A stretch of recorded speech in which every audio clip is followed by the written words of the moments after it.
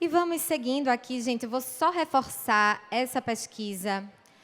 Quero agradecer a Fernando, que estava aqui agora, falando um pouco sobre essa pesquisa, que, para quem se interessou, assim como eu, pode dar, de fato, uma olhada no QR Code que apareceu aqui na tela. Acho que vai aparecer já já novamente. E aí, pode conferir pelo QR Code e ter acesso à pesquisa na íntegra, mas quem está aqui presencialmente também pode pegar esse relatório, um resumo desse relatório logo ali na saída, no hall do evento. E vamos seguindo aqui com o seminário Esfera Infra. Vamos continuando em frente, que a gente vai chamar novamente ao palco o William Vac para mediar nosso novo painel, que vai tratar de soluções locais para desafios nacionais. William Vac pode voltar novamente ao palco.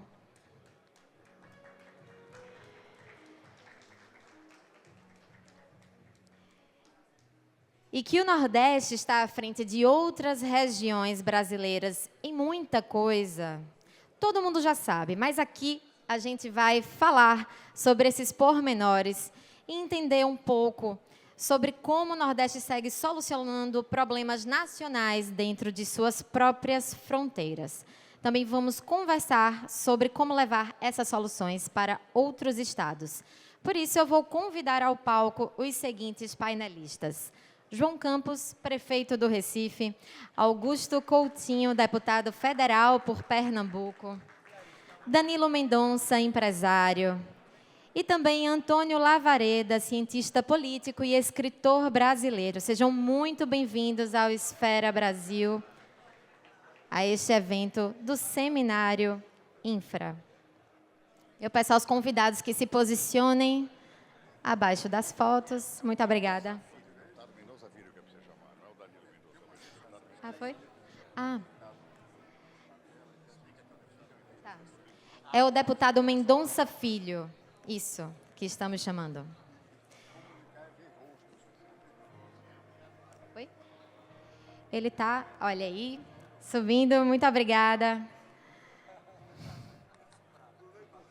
Deputado Mendonça Filho se juntando a mais um painel aqui no Esfera Brasil, no Esfera Infra. Muito obrigada e um bom...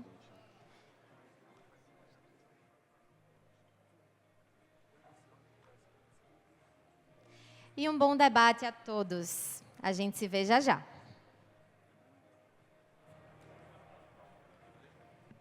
Bom, vamos seguir na nossa conversa. Eu acho que a composição na mesa é interessantíssima em função dos tempos em que estamos vivendo. Como eu disse no primeiro segmento, é muito difícil a gente abordar uma série de assuntos que normalmente a gente falaria deles, sem fazer referência muita ao que está acontecendo em geral, mas particularmente quando eu olho para uma jovem liderança como você, João Campos, eu sou obrigado a inverter a nossa pauta e fazer uma referência ao que a gente ouviu no painel anterior. Duas governadoras responsáveis por setores que foram brutalmente atingidos pelo tarifaço americano. E vocês notaram qual foi a resposta que elas deram imediata a uma crise imprevisível? Ninguém tinha isso no radar. Nenhum empresário, nenhum gestor público tinha no radar o tamanho da pancada que nós levamos, particularmente quando se trata de governadoras que têm setores da economia diretamente afetados e, eu vou dizer, arrebentados por medidas políticas desse tipo. Qual é a resposta que elas deram? Elas deram as respostas esperadas. O gestor público, diante de uma crise, encontra uma saída imediata local. O outro painel e o painel delas registrou, evidentemente, o caráter político do que aconteceu, do ponto de vista internacional, mas do ponto de vista doméstico. Então, nós oferecemos, vocês viram isso ser oferecido diante de vocês no segmento anterior, respostas locais e localizadas a um problema nacional e internacional que requer uma resposta política. E aí é que vem a questão, para o empresário, para o deputado, para o prefeito, para o analista de pesquisa e cientista político. Que resposta política nós, no Brasil, com todos esses segmentos aqui representados, somos capazes de criar nós mesmos, em primeiro lugar, e levá-la adiante? Porque a resposta local não é suficiente. Jamais será suficiente para você, como prefeito de uma megalópolis como é Recife, que também é atingida pelo tarifaço exatamente em cheio. Nós precisamos elaborar uma resposta política a uma questão nacional e internacional, portanto local, João, política. Você vê essa resposta sendo elaborada, João Campos?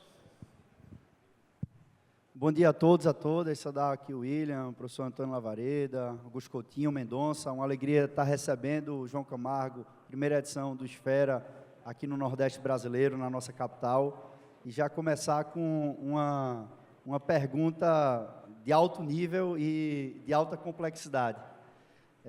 A gente vive um momento difícil, é uma conjuntura a nível nacional e também transnacional desafiadora e com um certo grau de ineditismo nesse tempo moderno. Então, a gente está diante de um cenário em que não tem um passado próximo, onde você pode beber da fonte para saber qual é o caminho. Então, essa imprevisibilidade traz um nível de desafio para quem está tomando decisão maior. E aí, eu queria poder, William, separar em 2 pontos essa resposta, entendendo o que há de diferente nessa medida com o Brasil. A medida tomada com o Brasil, ela tem um ponto diferente com os outros países, que passa por uma decisão explícita política dentro de uma decisão presidencial de outro país. Se a gente inverter o acontecido, imaginar que fosse o presidente Lula fazendo um decreto publicado em Diário Oficial contra qualquer outro país por uma intervenção direta de uma ação de um aliado de outro país e colocando no próprio decreto executivo de um não possível reconhecimento de uma eleição nacional do ano seguinte e sancionasse aquele país com um critério político explícito, que a gente sabe que há um certo factoide em torno disso, mas foi escrito, foi assinado, então é algo concreto. Isso é um ponto diferente do debate brasileiro com os outros países. Isso é complexo, porque isso é algo que você tem uma limitação de negociação em torno disso. Mas o que eu vejo aqui no outro ponto, que é o plano de fundo, na minha opinião, isso é um ponto subjetivo, porque o Bolsonaro, o Trump, passava por um processo de investigação, condenação, que foi trancado, que pode ter uma similaridade com o de Bolsonaro no Brasil. Eu imagino que ele vê isso como um dever de honra, ter que fazer isso, porque é um caso similar ao dele. Mas o que está de fundo é um interesse econômico, em meio de pagamento, a organização dos emergentes, o câmbio. Então, não vou entrar no mérito de como deve ser feito ou não feito, mas o que eu acho que é fundamental e é onde eu quero chegar, é preciso buscar uma porta de saída dessa sala. Então, é preciso construir uma negociação, uma tratativa com altivez, entendendo o que é inegociável, mas essa linha é muito tênue e o ideal é que ela não seja rompida, é que você consiga buscar uma alternativa, buscando essa saída e não deixar a linha ser rompida. Eu acho que um dos itens mais fortes, por exemplo, na minha opinião, para você resolver isso, é o próprio interesse comercial bilateral dentro da justiça americana. Pode ser uma alternativa muito mais factível do que um próprio tratado político. Mas o importante, eu queria concluir, é que é preciso ter a altivez de não negociar o inegociável. Ao mesmo tempo, buscar a porta de saída daquilo que é técnico, porque a técnica está ao nosso favor. O que é técnico está a favor do Brasil. Então, é preciso deixar essa mesa de diálogo aberta, montada. Eu não vejo muito interesse por parte dos Estados Unidos de querer negociar, então, quem conhece de governo sabe que não tem interlocutor, é o quarto, quinto escalão falando, é pingando de um para outro, mas a gente não pode deixar que o diálogo acabe, é preciso estar nutrindo esse diálogo e buscar uma saída. O Brasil precisa estimular esse diálogo com a altivez e, claro, é algo inegável. O movimento que foi feito vai colocar o Brasil mais perto de outras potências globais, e outras potências globais também vão se aproximar mais. Então, serenidade. Eu particularmente acho que quem tem juízo e equilíbrio no Brasil está preocupado com tudo que está acontecendo, com a mistura de múltiplos problemas. E a saída passa principalmente pelo diálogo e não deixar a corda chegar, como eu disse há uns dias atrás, na engenharia, existe a deformação elástica e a plástica. A deformação elástica, ela vai e volta. A plástica, ela não volta. Não pode chegar numa deformação plástica onde inviabilize essa relação com a maior potência global, que é os Estados Unidos. Você está deixando um caminho político traçado. Eu queria a experiência de quem está dentro do Congresso Nacional entender se ali, hoje, de fato, se debate o que, por exemplo, o prefeito e jovem liderança política disse que deveria ser um caminho. Não vamos perder de vista o que é negociável e inegociável, mas também não vamos perder de vista a capacidade de construir uma saída. A Câmara é a casa do povo. Muita gente no Brasil se esquece que o verdadeiro representante do povo é o deputado federal, e nem lembra em quem votou na última eleição. Isso é típico do comportamento do nosso eleitor em boa medida. Não esquece o prefeito, mas esquece o deputado, que é o representante do povo. O representante do povo está discutindo o que interessa ao povo, ou estamos preocupados em quem está sentado na cadeira do presidente da Câmara? Bom dia a todos, bom dia ao professor Lavareda, João Mendonça, William, é um prazer recebê-lo na nossa terra. Dizer que, de fato, hoje a gente vive no Brasil um momento muito difícil, de muita polarização, que aliás que é uma polarização que interessa a ambas as partes. Mas existe muita gente no Congresso discutindo o Brasil, com projetos importantes, com ações importantes, com movimentações importantes. Lamentavelmente, William, hoje que a gente vive nessa era que é uma realidade de redes sociais, então, muitas vezes, você cria personagens com essas redes sociais. E para essas personagens se alimentarem, eles precisam, sim, de fazer ações bombásticas, fazer ações específicas de radicalização política. Mas esse não é o sentimento do Congresso. Hoje, o sentimento do Congresso é muito mais de pacificação. Eu que estou lá há 15 anos, eu digo a você que me incomoda muito ir à tribuna e estar participando de uma sessão e você vê, de um lado chamando Bolsonaro de golpista e do outro lado chamando o presidente de ladrão. E a gente fica com esse discurso unicamente político, unicamente eleitoral e muitas vezes sem avançar assuntos que são importantes. Mas, Coutinho, deixa eu voltar no ponto que o João Campos estava adotando. Nós estamos diante de uma situação grave. Nós temos que encontrar uma resposta para uma situação grave. Mas nós vamos encontrar. Como ele mesmo diz, inédita. Não há referência histórica, o que nós estamos enfrentando agora. E o Congresso nisso? Veja, eu não tenho dúvida, esse momento que a gente vive, a semana passada foi uma semana muito traumática. Uma coisa lamentavelmente bizarra que a gente assistiu, ou seja, de protesto da oposição devido a ações judiciais. Uma coisa inadmissível, mas aconteceu.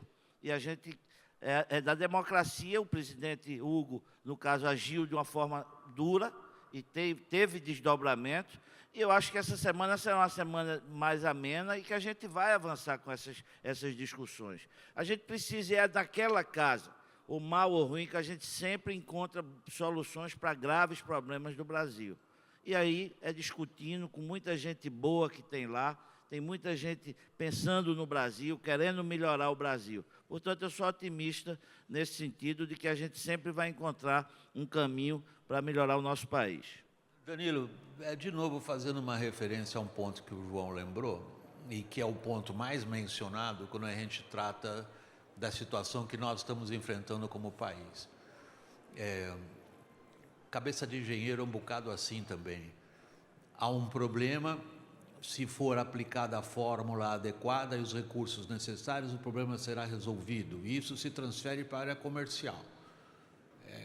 É absolutamente ridículo os Estados Unidos argumentarem como argumentaram quando eles têm o superávit e não nós. Então, não se trata de uma questão racional. Boa parte da iniciativa privada colocou uma esperança muito forte exatamente nesse aspecto. Se a gente sentar na mesa e discutir, vem cá, não é assim. Vamos ver o que você pode dar, o que eu posso dar, e chegamos a um acordo. O problema é político. E aí, até aqui, as expectativas da iniciativa privada foram frustradas. Ela está apanhando, ela está perdendo, portanto, o emprego, a geração de renda. E isso tem graves consequências políticas em qualquer lugar. Qual é a resposta política que você, representante da iniciativa privada, esperava ver acontecer? Bom, na verdade, representante do povo, né, como deputado, Mendonça. Cumprimentar você, William, Lavareda, João, eu só estou falando Augusto. Porque oficialmente você foi apresentado como empresário. Não, eu acho que houve uma confusão aí no briefing para você. Eu só estou indo no título, no cartão. Eu acho que... Mas, bom, vamos ao que interessa, ao ponto, né, William? Tem muito empresário também, né? Não deixa... Para mim, eu acho que é uma missão absolutamente nobre e importante, né? Sem empresários não se constrói um país, né? Alguns pensam que podem desenvolver uma nação sem o espírito empreendedor e a valorização do papel do empresário na construção de uma nação. Então, oficialmente, aqui você está representando essa categoria. Vamos lá. Eu defendo, até porque sem o empreendedorismo não tem como você desenvolver o país, mesmo a gente tendo algumas situações onde até o próprio presidente da República culpa o empresariado pelo fracasso do Brasil, como disse ontem o presidente Lula. Uma declaração, para mim, absurda e inaceitável, né? Eu não conheço nação no mundo que tenha se desenvolvido sem educação e sem empreendedorismo. Vamos lá ao ponto dessa grande discussão global e que afetou diretamente o Brasil. Primeiro, eu sou um deputado de oposição, me coloco nessa posição, de fato, histórica, sempre fui antagonista aos governos petistas, mas quando você está diante de um quadro como esse, o primeiro posicionamento que eu me coloco é em defesa do interesse do Brasil. Então, eu acho que a gente precisa ter unidade de postura defendendo o interesse nacional. Foi nesse sentido que eu me posicionei e me alinho com o governo e com o empresariado para que a gente possa ocupar essa posição.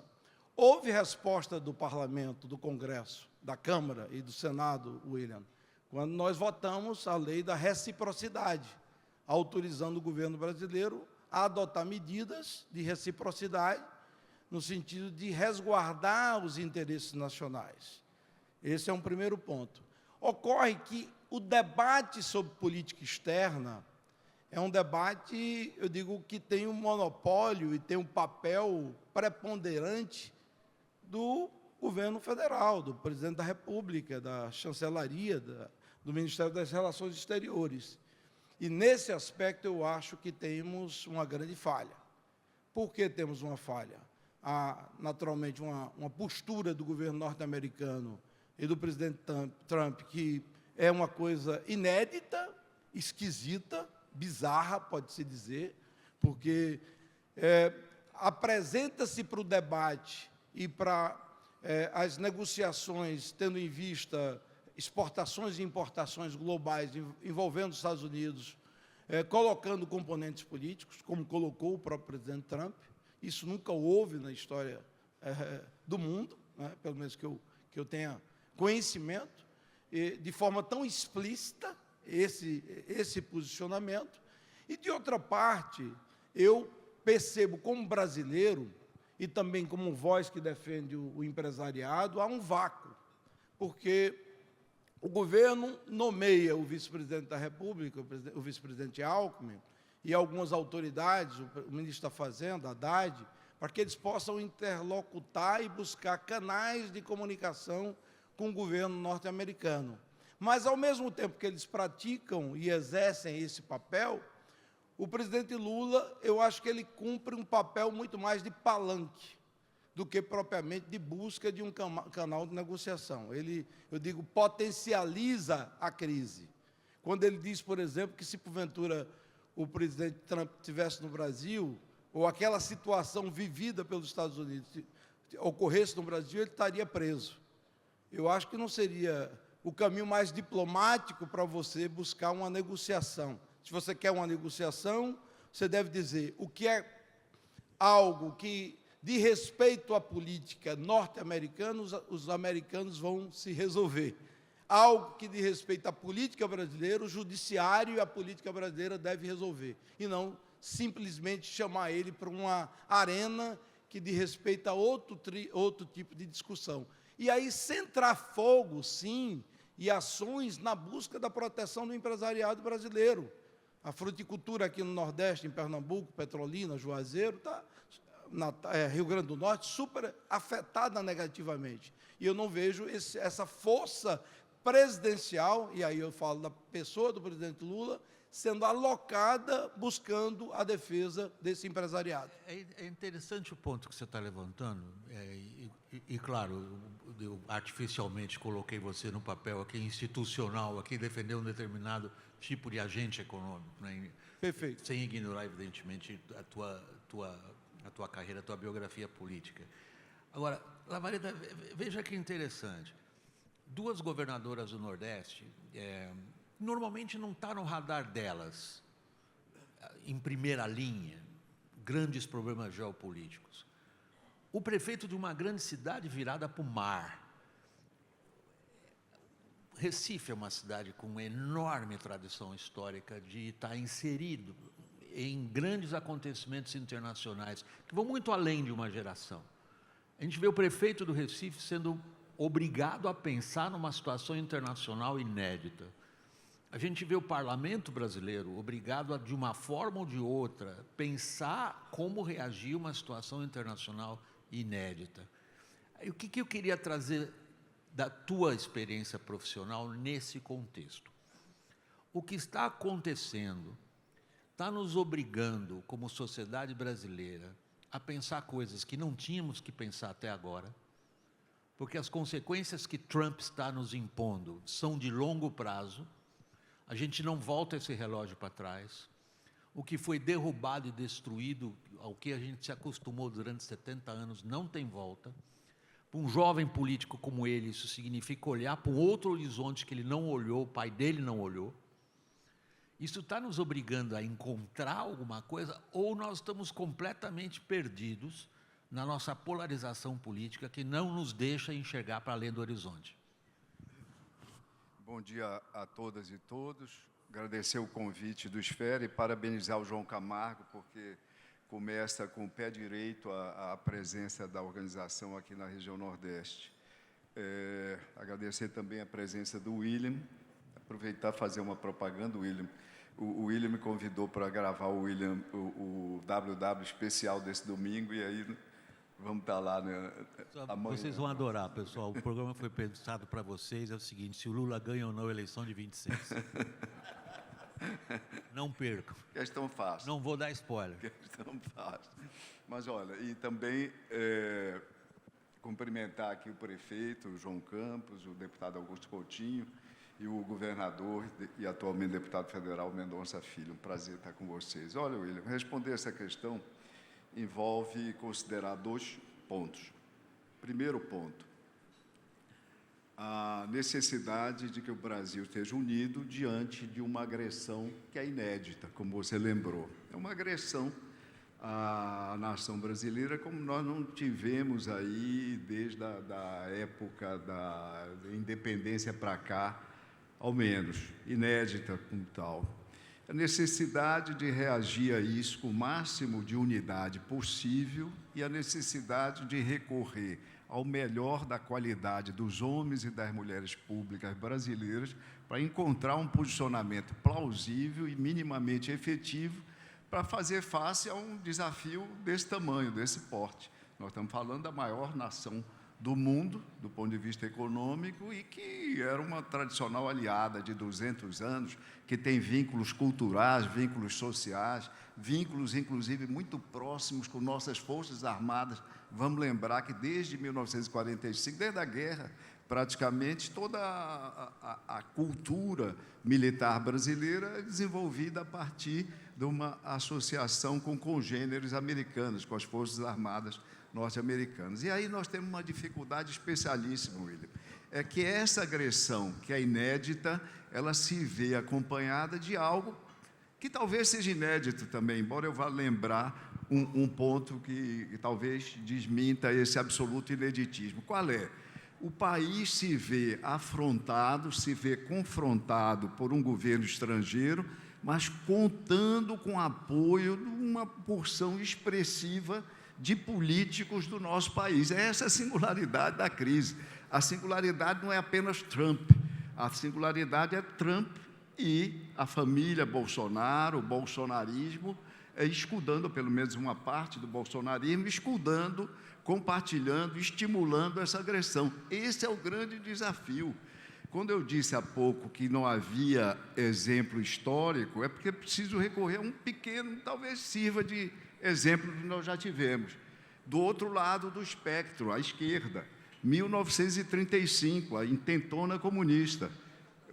Todas as investigações posteriores mostraram a presença na articulação daquele golpe militar, tentativa de 1935, a partir de militares nos quartéis. O movimento ganhou fôlego aqui no Rio de Janeiro, aqui em Recife, em Natal, principalmente, mas se assinalou a presença do Comintern, a Terceira Internacional Comunista, estimulada pelo governo de Stalin, da época da então União Soviética. Então, nós temos essa dificuldade, enfrentar essa agressão inédita de um poder de uma potência estrangeira, em conluio com o setor da política nacional, isso é importante ser traçado, e, ao mesmo tempo, temos essa polarização, que ela é mais grave no Brasil até do que em boa parte de países, por conta da debilidade das nossas instituições.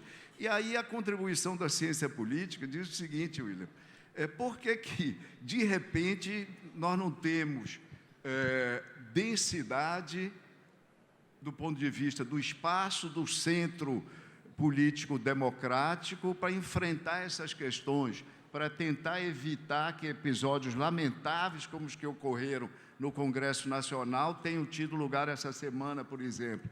É porque, infelizmente, nós temos uma depreciação qualitativa ao longo do tempo da nossa elite política. Isso é importante reconhecer. Óbvio que há valores e, felizmente, nós temos presentes aqui exemplos.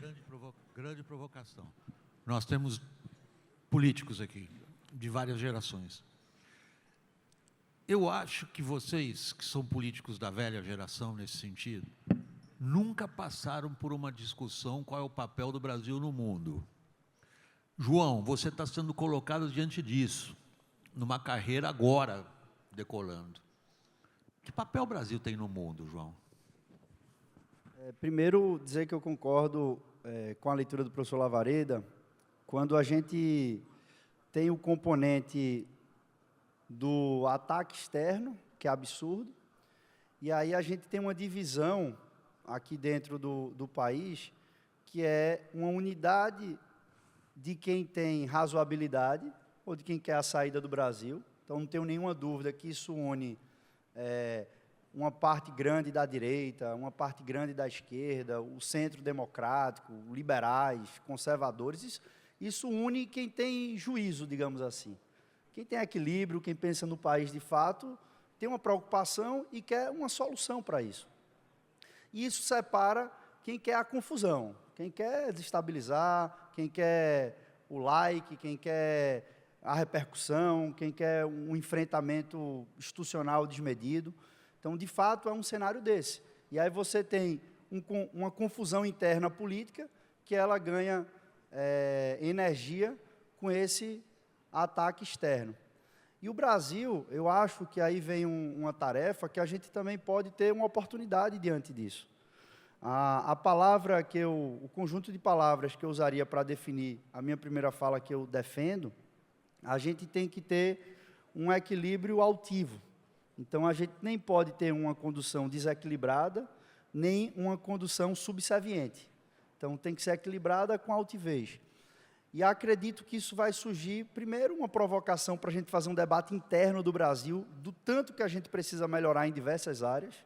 Então, a gente precisa ter uma capacidade industrial maior, a gente precisa ter uma capacidade de domínio, de competências tecnológicas maior.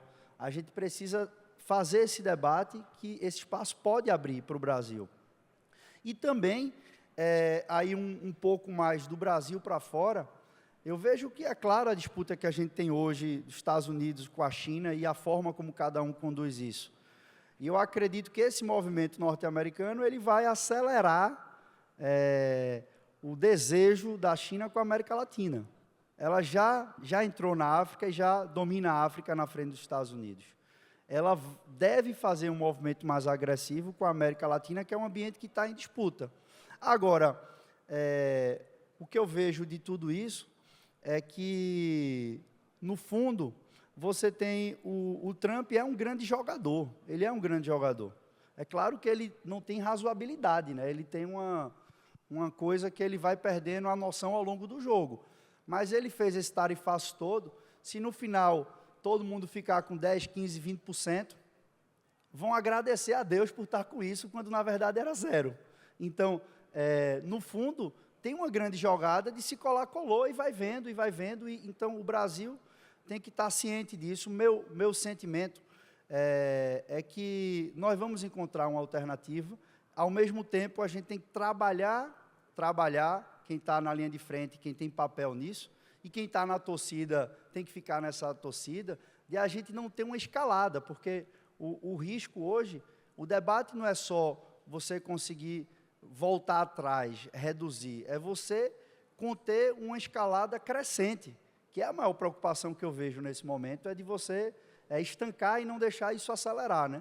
Mas o papel que o Brasil tem que ter é de poder fazer uma reflexão interna e que terminar dizendo isso, que essa unidade interna que esse momento causou, sirva para a gente fazer uma revisão institucional. No meu palpite, o que eu acho que o Brasil precisaria, e vejo que o presidente Lula teria condições de fazer isso, de ter uma conversa muito franca com o Congresso Nacional e com o Judiciário brasileiro, para buscar um ambiente de despressurização, de redução de temperatura. E a pauta central dessa conversa tinha que ser o orçamento brasileiro, porque ele vem sendo cobrado por parte da sociedade para reduzir o orçamento. Tudo bem, fazer o dever de casa a nível do Executivo Federal, mas eu, como chefe de Executivo no Municipal, eu sei como funciona. É importante, se esse debate venha a ser feito, que ele seja feito numa mesma mesa com o Congresso Nacional e com o Judiciário brasileiro, que se crie uma transição, um acordo para daqui a 3, 4 anos começar, mas tem que ter uma rampa de saída. Então, que o maior ativo para o Brasil dessa confusão toda seja a gente dar uma acalmada nas relações institucionais brasileiras, porque, mais uma vez, aí eu acho que não é uma questão geracional, mas é quem faz política com equilíbrio. Eu arrisco dizer que qualquer pessoa equilibrada no Brasil torce por isso.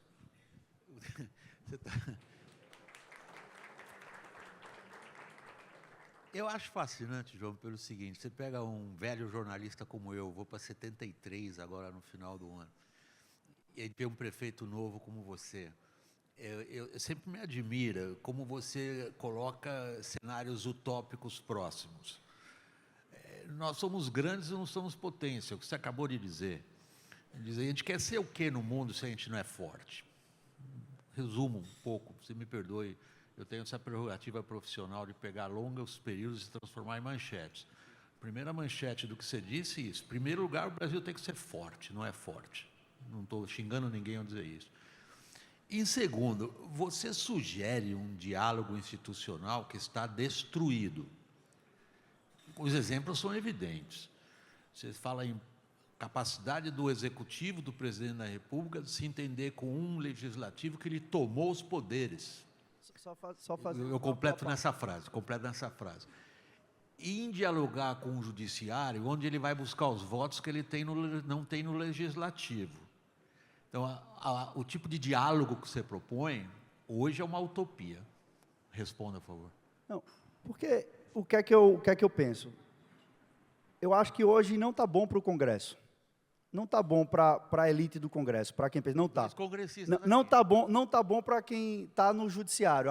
A relação com o povo, estou dizendo. A relação com o povo. Não está bom para o Congresso. Não está bom para o judiciário. Pode não estar bom para o executivo. Então, por que não senta todo mundo numa mesa para fazer algo equilibrado que seja bom para o Brasil e, consequentemente, para quem está na mesa? Senhores congressistas, pela ordem, o deputado primeiro, depois o outro deputado. Bom, eu tenho concordâncias e discordâncias. Primeiro, eu acho que a gente não tem visão estratégica. O Brasil não tem projeto estratégico. A gente não tem projeto de país. O Brasil é um país grande, que tem uma população das mais relevantes no mundo, mas que não tem projeto estratégico. A gente não tem projeto estratégico. A nossa vocação é com o mundo ocidental. Tá? Você pode até ter um mundo polarizado, China muito grande, mas nossa cultura é ocidental. França, Alemanha, Estados Unidos, Canadá. E eu não quero ver o Brasil fugindo dessa cultura, desses valores ocidentais, democráticos, né? China é uma grande nação, mas uma nação autocrática, absolutamente diferente da nossa realidade. Então, eu acho que a gente precisa construir um projeto de nação. E, para isso, a gente precisa ter uma postura diferente. Trump é episódico. Ele terá um mandato, provavelmente esse último mandato. Né? Tudo indica claramente, de acordo com a interpretação da Constituição americana, o presidente tem direito a 2 mandatos, está no segundo mandato. Depois dele virão outros presidentes. E a gente tem que se inserir nesse contexto. A gente fica colocando como se, porventura, o Brasil fosse o único agredido no mundo. O presidente Trump sugeriu anexar o Canadá, transformando o Canadá no 51º estado norte-americano. Tomar posse da Groenlândia. Eu estou dizendo, as bizarrices e agressões foram espalhadas globalmente. O que difere é que o nosso comportamento ele não é um comportamento, no meu modo de ver, inteligente.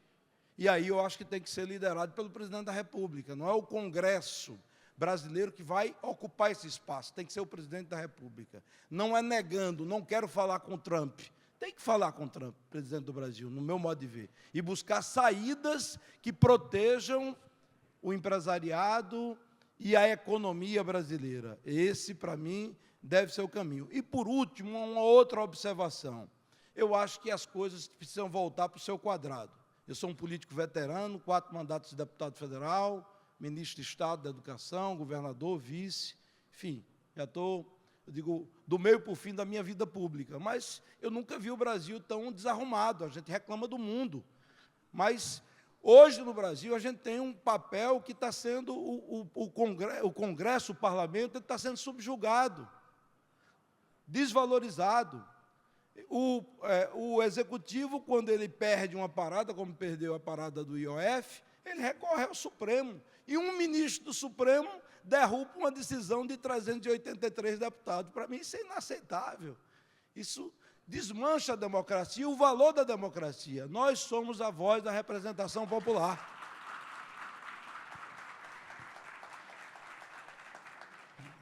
Olha aí, João, o diálogo. Coutinho. Bom, veja, queria fazer aqui algumas observações, porque foram, no meu entender, tratados assuntos diferentes. Primeiro, dizer que concordo com o professor Lavaredo quando ele diz que é lamentável a gente ver e assistir um presidente de outro país interferir no nosso país e ainda ter brasileiro, inclusive político, que concorda e que defende, porque o presidente não falou o que ele tinha que falar.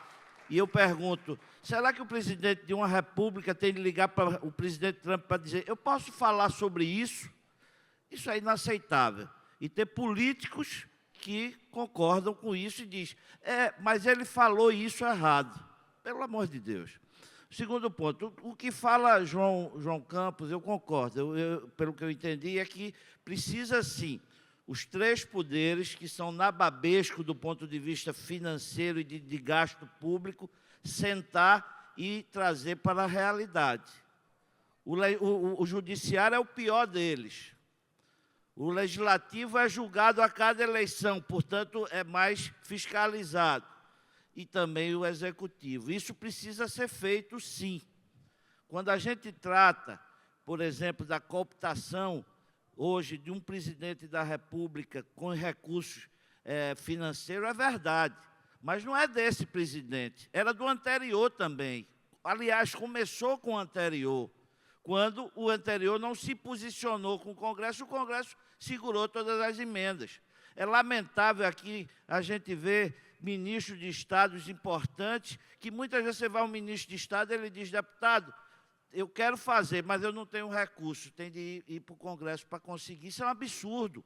Um presidente da República, seja ele de que coloração política ele seja, ele tem de ter discricionariamente o dever de dizer vamos investir nisso, naquilo e naquilo outro, e isso não é a realidade do Brasil.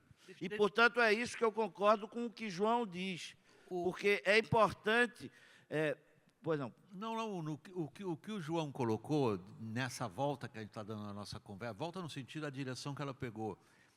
Quando ele faz um apelo por algo, ele está, na prática, constatando o que não existe, que é a capacidade de equilíbrio entre os três poderes. Você acabou de mencionar isso também, e o Mendonça também. Nós estamos vivendo uma tal distorção na relação entre os poderes, que aí a pergunta vem para o cientista político, para onde isso vai levar? Eu só queria fazer Completa, por favor. Uma observação já sobre um comentário do que Mendonça diz. Muitas vezes a gente vê e assiste dizer o Supremo está interferindo no Legislativo. É verdade, mas muitas vezes a culpa é nossa, porque você sabe quem insta o Supremo para se pronunciar são partidos políticos. Partidos da direita e da esquerda, toda semana, entram com ação no Supremo Tribunal Federal para eles se posicionar. Se perdem uma votação na Câmara, eles entram contrariamente à posição. Reiterando o argumento. Essa é a verdade. Bom, seja quem for o culpado, a gente vive essa distorção. A gente vive isso que o João começou apontando e que vocês reiteraram. Vocês puseram areia nesse caminhão. Vocês estão dizendo o seguinte, não está funcionando como devia funcionar. É evidente, quando ele menciona a questão do IOF, ele está falando o seguinte, espera aí, tem um poder que não foi eleito, passando por cima de um poder que foi eleito. Tem um presidente que pode ou que não pode, dependendo do que ele conseguir no Legislativo. O Supremo pode se abster de decidir, é simples assim. Bom, deixa eu vir para o cientista político. Para onde essa distorção entre os poderes nos leva?